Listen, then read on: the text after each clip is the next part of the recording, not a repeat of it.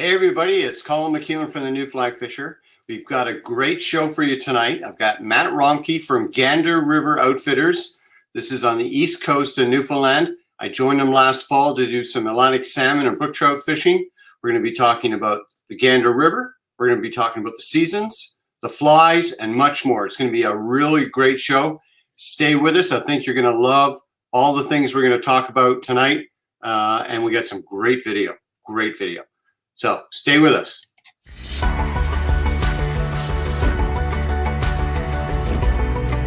Ooh, that's a nice size fish. I will catch these all day. That is what you're in for on this episode.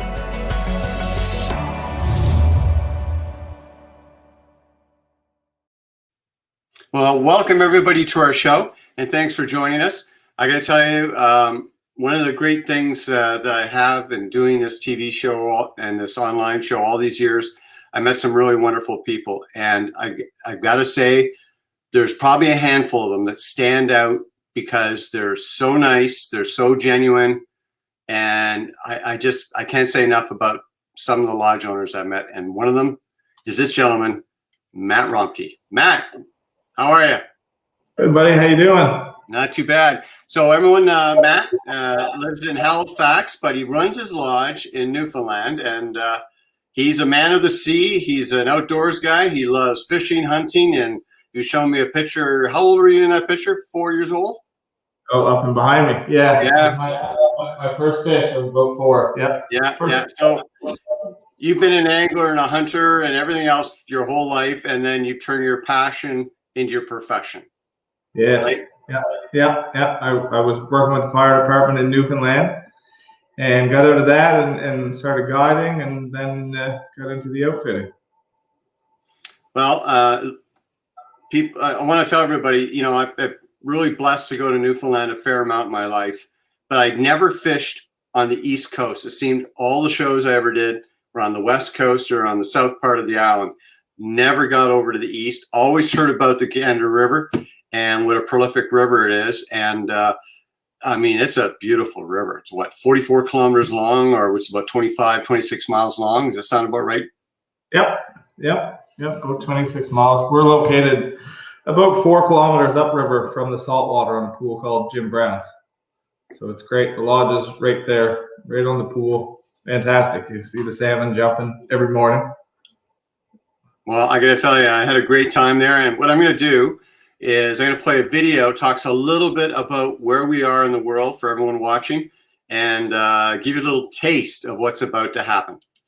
And I think this will give you a little understanding of the Gander River and what a beautiful place it is. Newfoundland, a place of rugged coastlines, shaped by the ravages of the Atlantic Ocean, but yet a place of incredible natural beauty with spectacular landscapes and abundant wildlife. And also a place that possesses some of the warmest, kindest, and jovial people on this planet.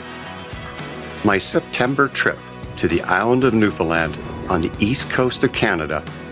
So with this in mind, visiting Gander and to fish the legendary river of the same name, I don't mind saying I'm pretty pumped and excited, especially when you factor in the epic salmon fishing this river is known for.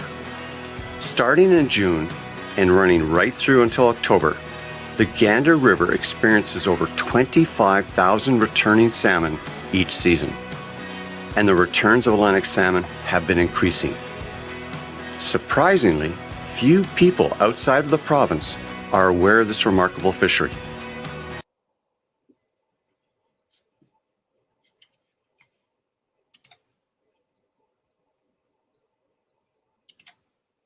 Oh, I'll get rid of this. There we go.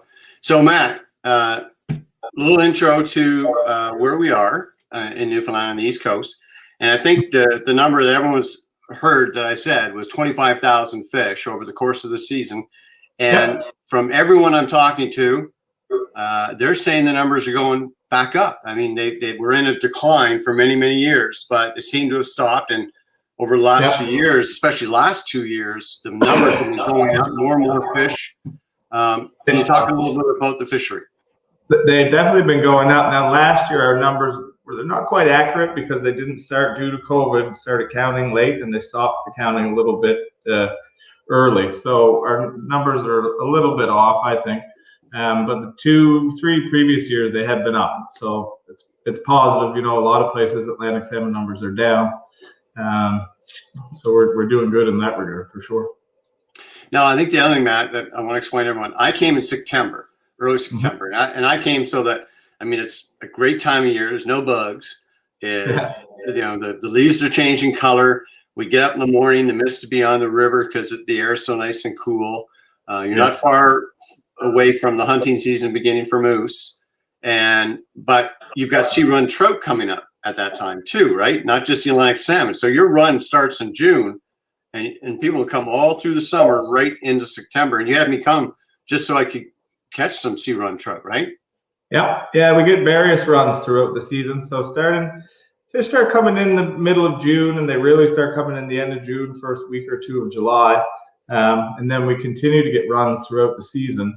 And then coming into the latter part of August, you start getting the jacks, and then those trout as well, which is kind of a nice bonus as you're out there targeting the Atlantics. You're also getting the sea run trout, which are, you know, averaging between, say, 2 to 4 pounds, 16, 22, sometimes 24 inch. I've caught a few trout that were bigger than the grills that we were getting that same day. So exciting. So let me show people some examples. These are customers of yours that have caught salmon. Here's a nice one. So there's a nice male, right? Nice male. Yeah, that was late. That was September there. Okay, and then here's another one. Again, a darker fish, so later in the season.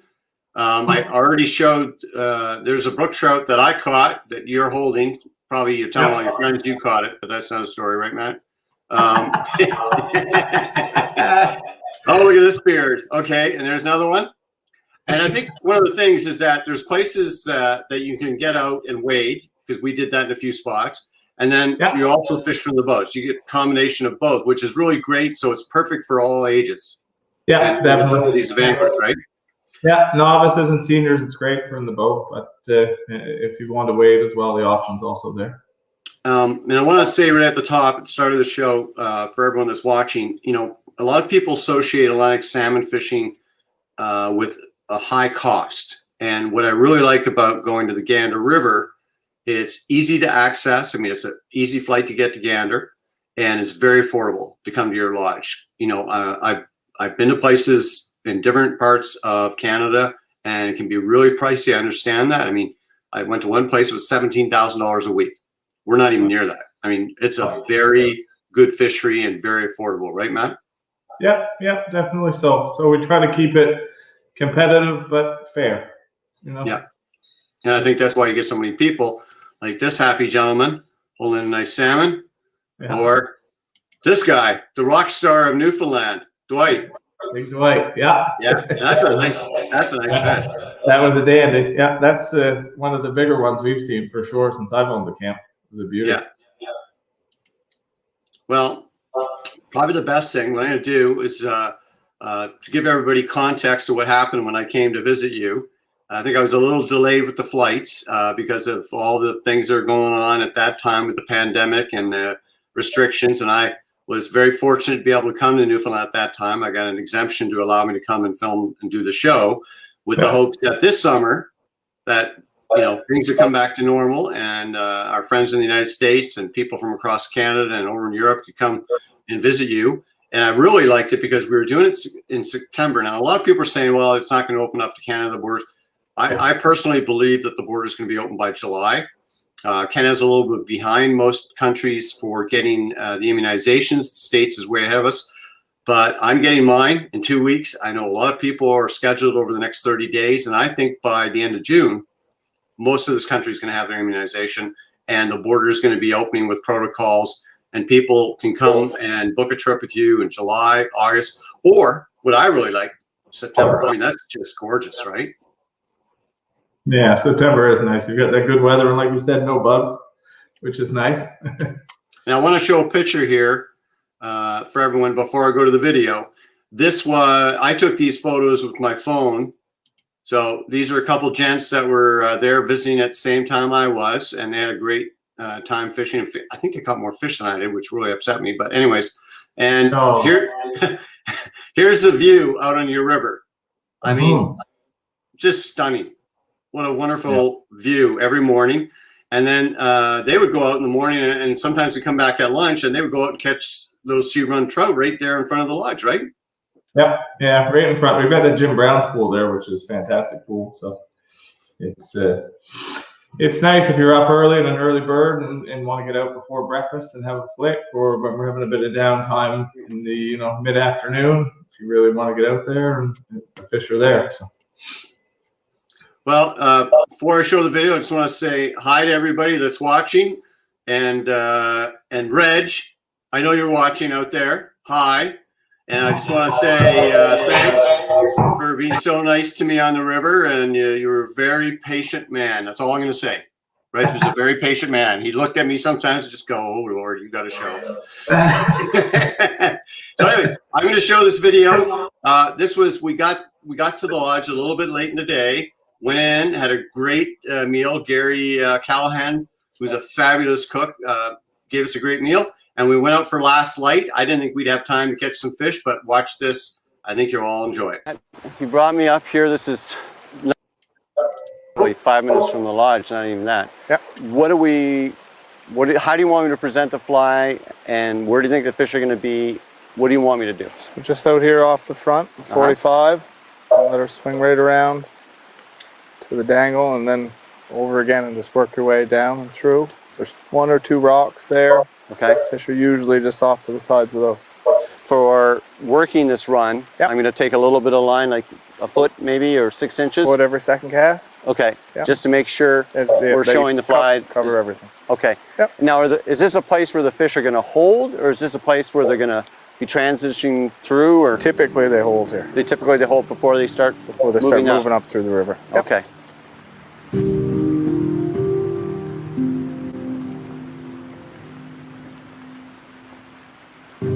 There you go, fish on. This might be a trout. I think it is a trout. By the looks of it, the way he's coming through the water. Yeah. Now I'm using a 7-weight rod with a 10-pound. Yeah, it's a trout. But still a great way to end the day. A nice brook trout. Beautiful brook trout. Yeah. Now, you'll have to tell me if this is a sea run. Oh, there he is. Come up.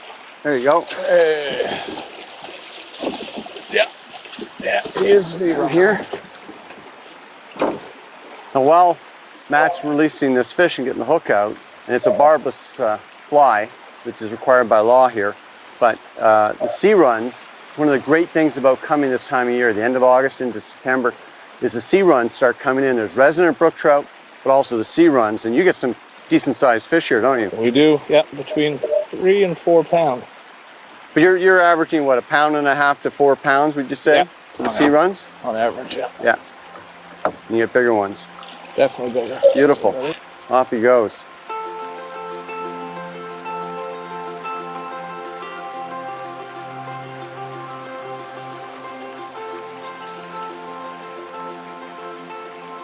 Oh, there you go.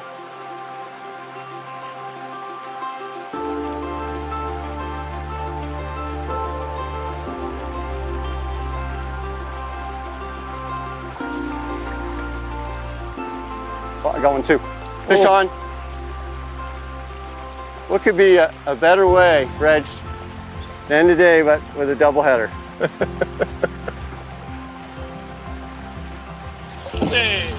Woo!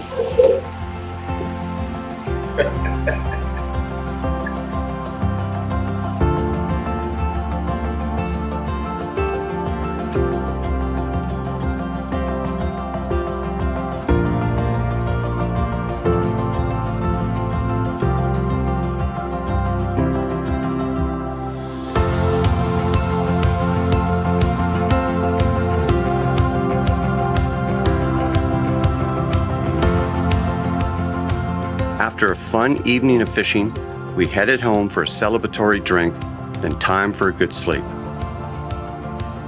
With the moon in the sky and lots of fresh air, we slept well and dreamed of fresh salmon coming upriver. Red showed me how to do it. Yes, sir. You're making me homesick.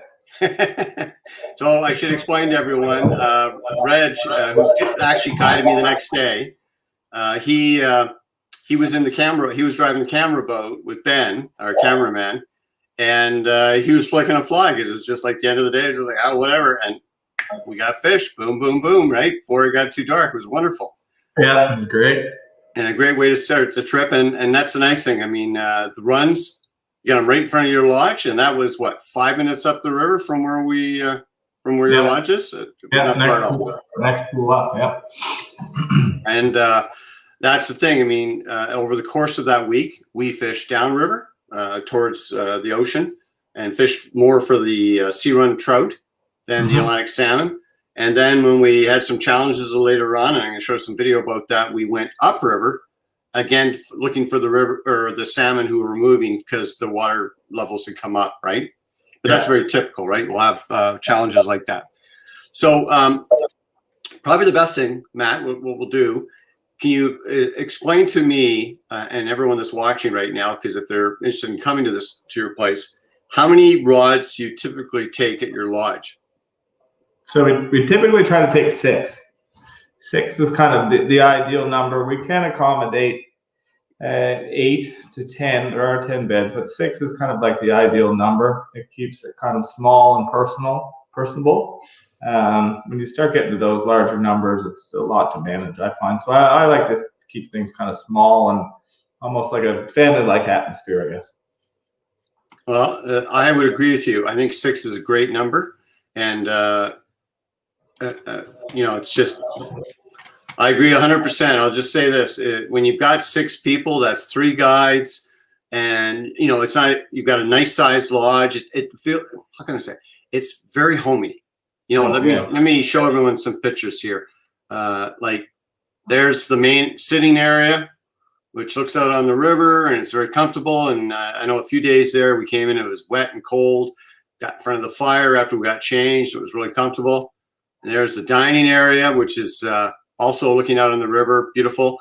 But we also spent a lot of time outside, sitting on your deck, you know, having a nice cold beer, or in my case, nice spiced rum and Coke, and looking at and watching the moon come up. And we're going to talk a little more about some of the fun we had while we're there. I don't know if that happens every week, Matt. I like to think it does, but anyways, we'll talk about.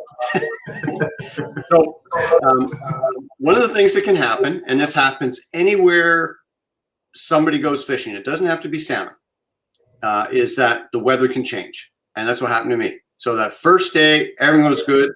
I remember when we got there and you're like, Colin, you nailed it. The water conditions are perfect.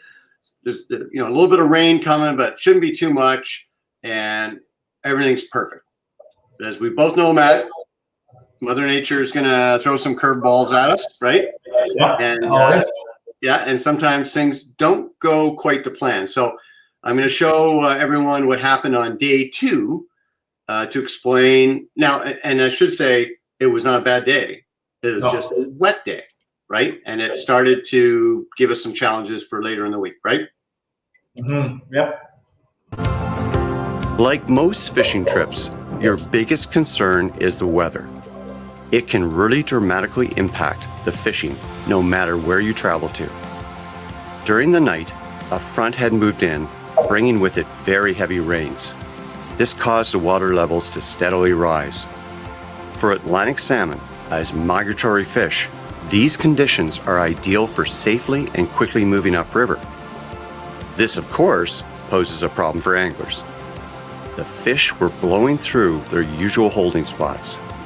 We'll have to do some searching today to find where the fish are stopping.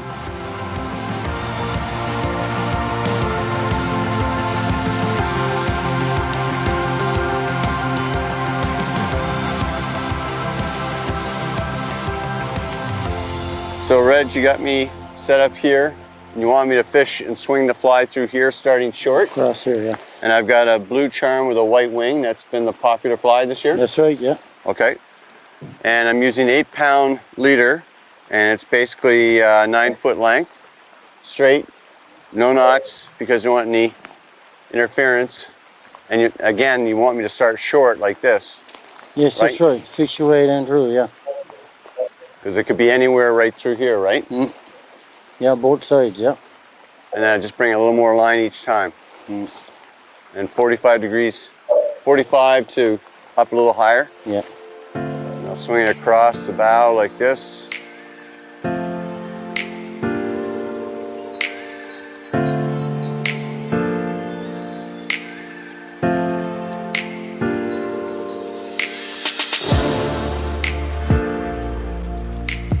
As the rain continued to hammer down and temperatures cooled off, it seemed to be impacting my concentration as I kept missing fish.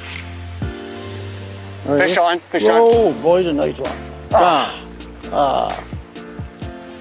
So that was a bright fish, wasn't it? It was, bright yeah, chrome, really so it's bright. fresh. Yeah. And what I gotta tell you, I put a riffling hitch on it just to see if he'd come up and show, and he took it. Yeah? Yeah. So had him on, buttoned on for a second, but we're using barbless hooks. Yeah. And that happens, but good start to the day. Yeah, beautiful fish.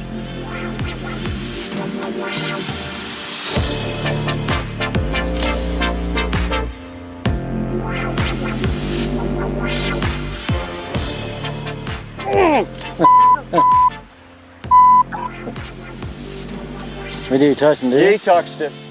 The salmon were active, and we're certainly seeing them roll and boil at my fly. But they weren't fully committing.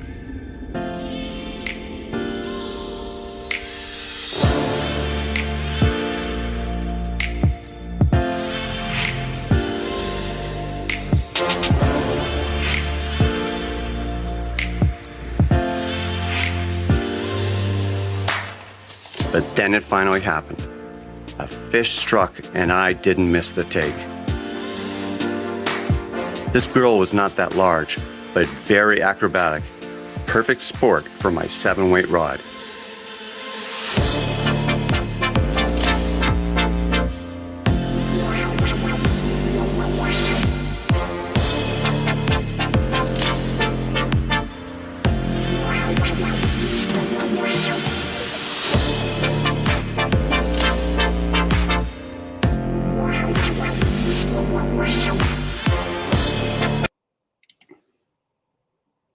Okay, Reg was starting to get upset with me, Matt, because I was sucking. I don't mind saying I think it was all those. It was the bleeps calling. I don't know what happened. Oh yeah, well, I had to keep those in. I mean, that's the beauty of making this show for YouTube, as we have to cut some of this stuff out for PBS and other broadcasters. But anybody that fishes knows that feeling. And I got to tell you, I mean, I remember one time, it wasn't on camera, and a fish came up and you could see his nose and he nailed the fly, just nailed it with his nose, and then turned around, and I was like, give me a break. Just eat it. It happens. That's fishing, right? Yeah, that's fishing. And you were over in the other boat laughing the whole time. You and Ben, the cameraman. And poor Reg, Reg is sitting here watching this right now, and he's going, yeah, he was in the Navy. He's got a foul language, that boy. I think he's used to it. So to give people context, I mean, what happened there, the rain kept coming and coming, and I had a great day. Ended up getting more fish that day. We ended it, and I think the next day was also heavy rain, because in the afternoon we got some fish in the morning, and then in the afternoon everybody went in because it was raining so hard. But you're like me. I was like, no, I want to go catch fish. So you took me down and we went and caught some sea trout, right? Yeah, remember that pouring rain? And it was raining so hard we couldn't use the camera. I mean, the camera is like, I can pull it out, but it ain't gonna work after this. It's like, okay, not worth it. Yeah. No, we got some GoPro.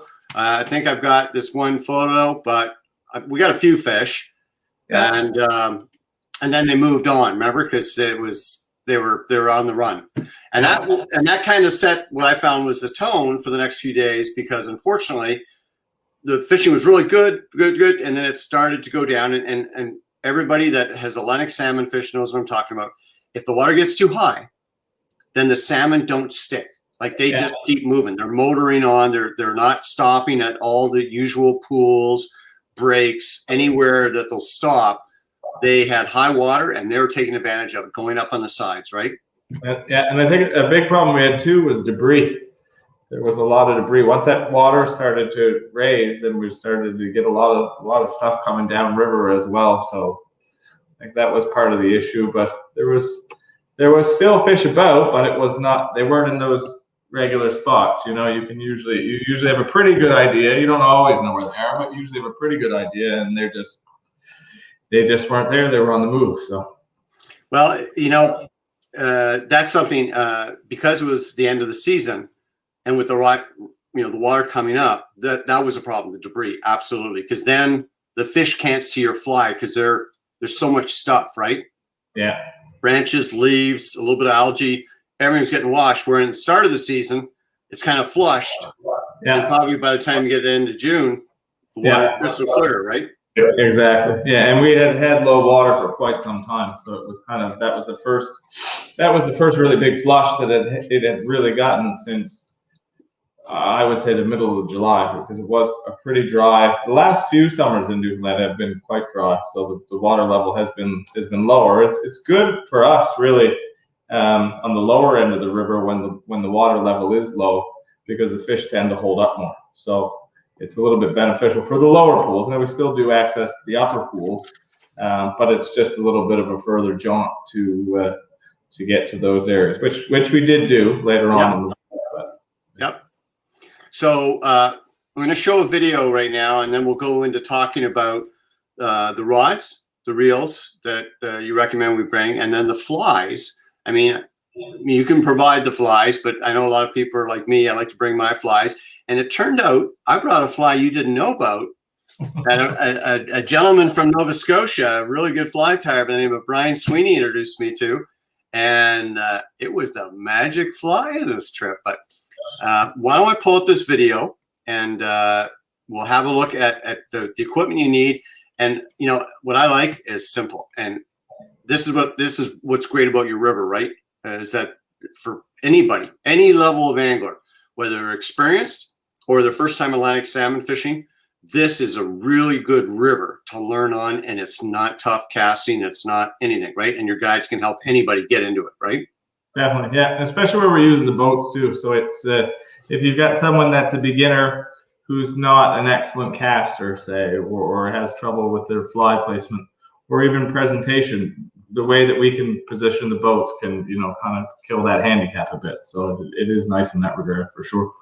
Well, you bring up a good point, because if anything, you don't want to make long casts, because the longer your cast, the more likely you're going to lose the fish because of that bit of stretch. Yeah. So I'd say most of the fish we were catching were 1 rod length to 4 or 5 rod lengths. They were not that far away. Not huge. No, very easy. Yeah, for sure. Oh, the Grand River in Cambridge and Ayr, Ontario. Oh, that's good. Hopefully you get a chance to go fish for salmon there in Newfoundland. What are the rules on singing tips in Newfoundland? I only used a floating line, and you can correct me if I'm wrong, Matt, but my understanding is by the regs, it doesn't say you can't use them, but nobody does. It's considered unsporting to use a sink tip or a sinking line. Everybody uses a floating line with an 8 to 13 foot leader. Does that sound right? Yep. Mm-hmm. Yeah, definitely. And I think that I see the same thing over Labrador. Some people that go in Nova Scotia, I know on the Margarita and places like that, they like to use sink tips, especially in the late fall and October, and that when it's really big water, high, big flies. But it is frowned upon. And I think one of the reasons is that there's so many salmon that you could inadvertently snag fish unintentionally when you're swinging a fly through there. So that's why they want you to throw a fly, and whether it's on the surface or below the surface, they want the fish to come up to get it, right? Yeah, that's what you really want. Okay, so speaking of flies, let's show these rods, reels, and the flies that we're using.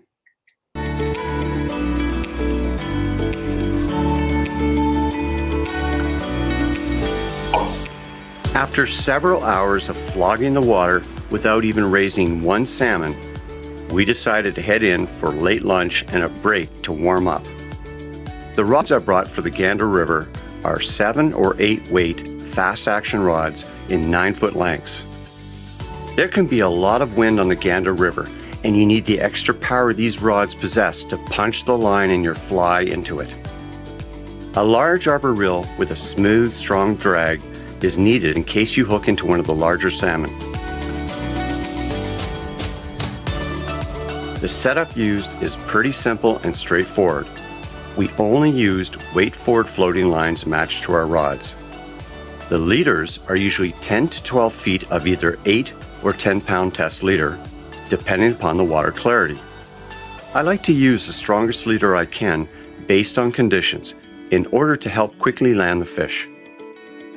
The most productive flies on this trip were black bug in size 10, buck bug in size 10, white bomber size 6, blue charm either size 8 or 10.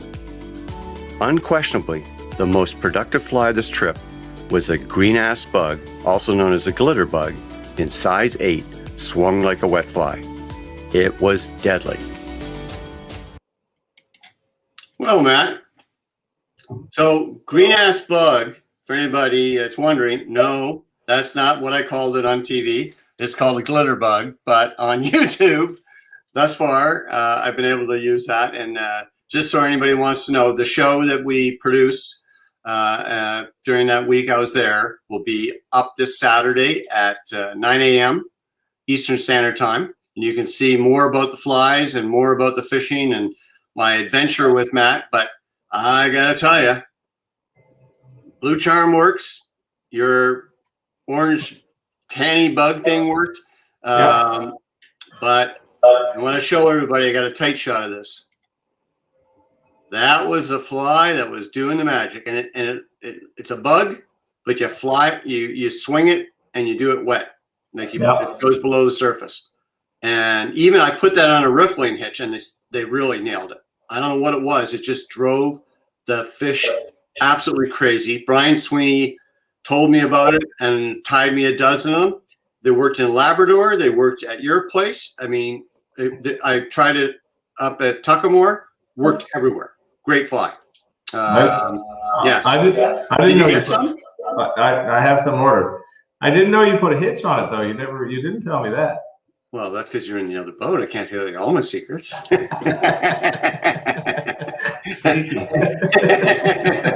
But that fly really, really worked. And unfortunately, I brought my fly boxes up, and I realized I think I gave you my last ones. I've got my regular, and I got to tell you, this is one that works well in Newfoundland a lot, and that's I just dropped. People know it as Skittles. Skittles. I don't have the fly that you talked about though in that video, which is it's kind of like a Carter's bug. It's got the long hackle. Yeah, with orange. The white with the orange. Yeah. That was a beautiful fly, and that works well there, eh? He does, yeah. I first saw that fly on the Lafoyle River on the southwest coast of Newfoundland. I used to guide at Salmon Hole Lodge down there, and a gentleman introduced it to me there, and then I kind of brought it to the river. And I've never actually seen anybody else with it on the river, so it was kind of my secret weapon. But now I've got the green ass bug. Glitter bug. Or the glitter bug. Here's another one. Everyone in Labrador, Newfoundland, and even down in Nova Scotia and New Brunswick, they know this. The bee bug or the bee bomber. I did really well with the bee bombers, the larger ones. But these bee bugs, I bet I didn't get a chance to use them at your place, but I bet they work there well. But key is that you'll have those flies available if anybody wants to use them if they come to your lodge, right? Yes, we do for sure. And I'm sure Brian Sweeney will be tying lots more for you before the season's over, because if they're going to be like mine, like I said, I think he tied me. I got 24 of them on order right now for this coming season, and I ended up handing them out to everybody because once they saw them in action, can I have one? Can I have one? Can I have one? And that's what you do for fellow anglers. That's how it goes. I'm not like right? you. I don't keep it a secret fly. anyways, as you can tell, Matt and I get along very well. He's a wonderful guy, and Matt, you can tell you've got a passion not only for the fishing and your lodge, but you got a passion for being with people. You have a lot of fun. You laugh. We were laughing the whole time we were out there in the water, good or bad, rain or sun, and we just had a good time. And everybody there was happy, right? And having a great time. Yeah, you gotta have fun. That's it. Life's short, man. You gotta have a good time. Let's talk about that. Let's talk about, this is one of the great things about Newfoundland and Newfoundland people, is how much they love to socialize and how they like to sing, how they like to play music, and how they like to have a great time. So the one day, Matt kind of had figured this out, and this would be part of the show, is Matt said, let's head in, boys. The water's high. It's dirty. We're not going to catch any fish. We flogged the water for a while now. I got a little surprise for you, he says. I want to take you back to the lodge. Got a little surprise for you. So why don't I play that video for everyone, and let me show you what a good time Newfoundlanders can give you when you're visiting the Gander River. It turns out Matt had set up a little Newfoundland get-together, complete with good food, beer, and of course, great music.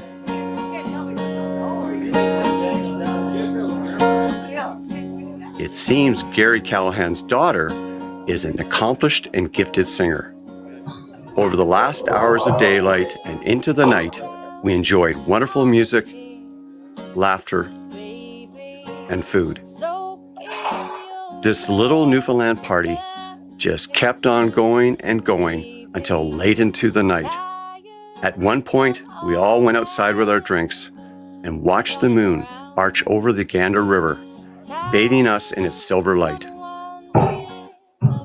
We all enjoyed great conversation, lots of jokes and laughs, and of course, the pleasure of one another's company. This social interaction is one of the big reasons why I love coming to this island known as Newfoundland. Day 5. For some reason, we all decided to sleep in this morning. I guess we needed to recharge after the night's festivities. It was decided that we needed to move farther upriver to find fish. It was a glorious and beautiful September day, the type of weather we had hoped would be the norm for the week. Well, there. Had a little bit of fun. So everybody, Gary, who I referred to, is the head cook there at Gander River Outfitters, and oh my goodness, he's a good singer too, and got a heck of a musician. Incredible food, and then his daughter, who's I believe up Corner Brook, right on the west side of the island. She's a fabulous singer. What a fun! So I went to bed at 3, and you guys were still rocking the Casbah. You were, even. You have a blurry memory. No, my friend. I remember quite well. Well, I just remember laughing, the jokes, the songs. I mean, it was just such a good time, and it just kept going. And we'd all go outside and watch the moon, and then we come back inside, more music. It was a great time. Thank you very much, Matt. That was wonderful. Yeah. And that's what the people are so hospitable in Newfoundland. They're so wonderful.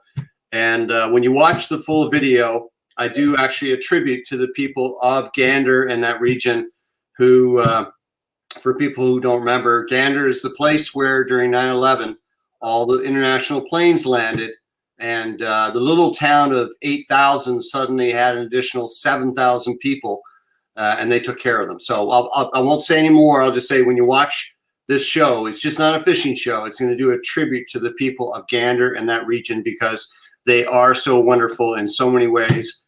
But boy, did I have a good time. And I don't mind telling you, it took me to about 3 o'clock that afternoon to feel 100%. And that was okay because we're casting flies, telling lies, and having a great time. And we got some fish. Remember, we went way upriver that day.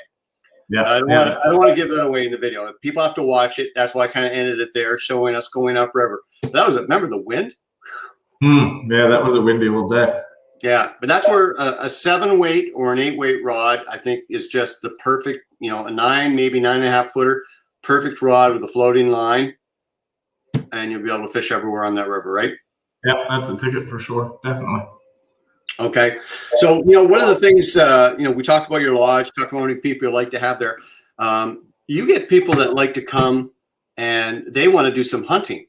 And I should tell everybody that we're going up and down the river early morning, and especially just before dark, we'd see moose. We got them all on video. I didn't put some into this into the show, but I've got some in the show, but I didn't put it in tonight. But we saw a lot of moose. So you bring a lot of people in to go moose hunting, and let me show everyone. Why don't you tell everybody? I mean, when do you start your moose hunts?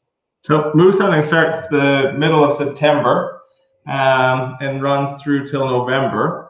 And what's kind of nice is that we have the fishing as well. So those first 2 to 3 weeks of the season, we've got the salmon fishing and trout at the same time. So the boys, when after they harvest their animal, we kind of give it as a bonus, I guess, to fish. So we do get fishermen in at the same time, and they're kind of there working together. But kind of a nice bonus. There's not too many outfitting camps on the island that can do both the moose hunting and the fishing at the same time. So that would be wonderful to go out hunting in the morning, come back, have something to eat, have a little nap, and then go back out and go in the river and do some fishing for the rest of the day. That'd be wonderful, eh? And actually, too, in the spring, we also do cast and blast with bear hunting. So, and that's exactly what you'll do. You'll get up and fish the morning and into the afternoon, and then about, say, 2, 3 o'clock, you'll get up into the stand and hunt the evening. So it's a cast and blast kind of combo. We do it in the fall as well, but we seem to get more interest in the spring for it. Oh, really? In the spring one? Yeah, but it seems like guys are more focused on the moose hunts coming into the fall than so much the bear. So talk to me. I know the spring, there's a lot of salmon to come in the initial runs in the spring and June, but people can expect good fishing right through, like July, August. I mean, even though you think the middle of summer, it's going to be hot, fishing's not going to be good, the fishing's actually really good, right? And it's very good dry fly. Yeah, straight through. So it typically the fish start showing up in about the middle of June. We don't start taking guests until the end of June, kind of the last week of June, first week of July, just because the fishing tends to be a little slow. Now that it does vary from year to year.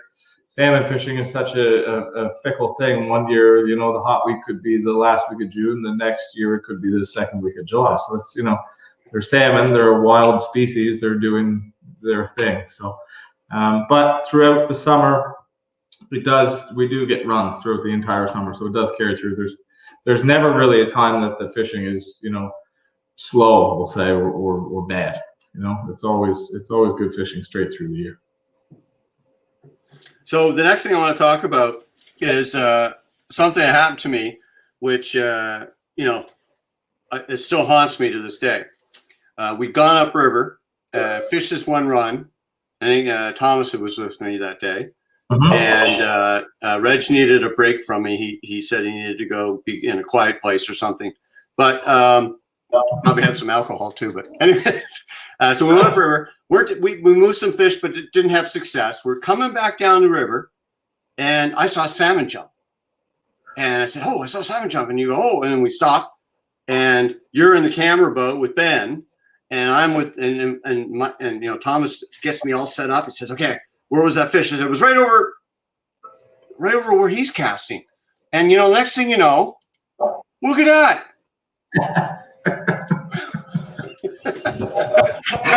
You took my fish. It was one of those ones called we just couldn't chance it. We had to get it on camera, and it been a little slow. You even made me net it. Oh my goodness. Actually, was on the other side.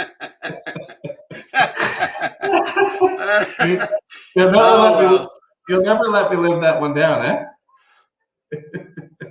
Well, good thing we're not chasing the same girl. That's all I'll say. I won't trust you after that. Yeah. Oh man! But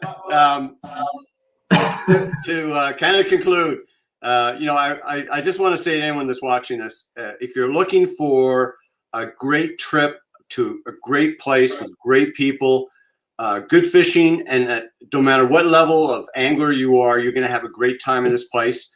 I think my good friend Mark Melnick, my co-host and partner in New Fly Fisher, is coming to Newfoundland again. He's going to come to your place, third week of July? Third week of July. Yeah, we're really excited. Yeah, we're excited to have you guys back. Well, I appreciate you having us back. And, anybody that I could put hand on heart and just tell you, you're going to have a great time. It's great fishing, great everything. And,